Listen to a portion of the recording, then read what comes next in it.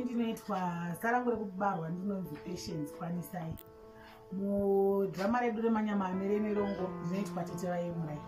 Ndofunga munozviona kuti Tete Vaina havasi kugona naYemurai. Yemurai mwana wehanzvadzi yangu yandakaberekwa nayo. Then pana Phineas, mwana wamai wavakaita mushure mekunge vanetsana nababa.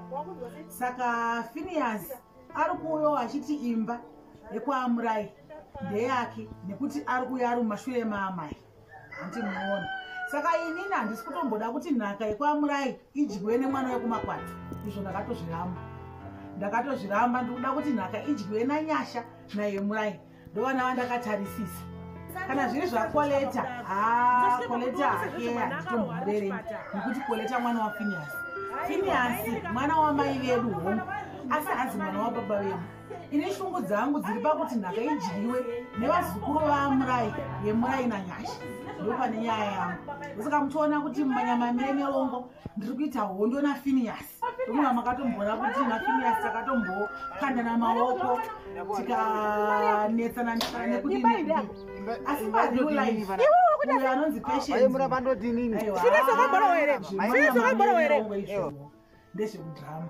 Kana takuita zvaPatience tiita kuitawo zvaPatience haana unhu hwakaita se haana hake unhu hwakadaro. Tiri paseason 2 pamanyama Amire Nerongo. Ini ndine murume wangu, asi murume wangu akaenda zvemakore zvekusvika kuma7 years.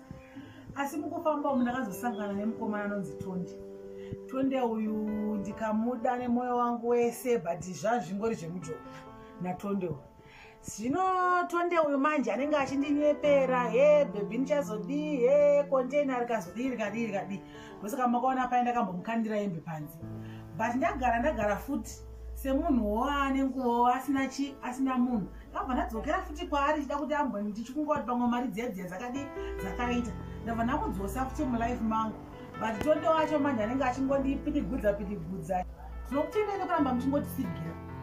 Tikufara nekuona kwamuri kuita madhirama edu nekutisigira kwese kwamuri kuita. Tinongoramba tichingoti subscribe, like, share and comment. Rambai muchitisigira vadiwa vatari. Tikufara nezvamuri kutiitira. Atende.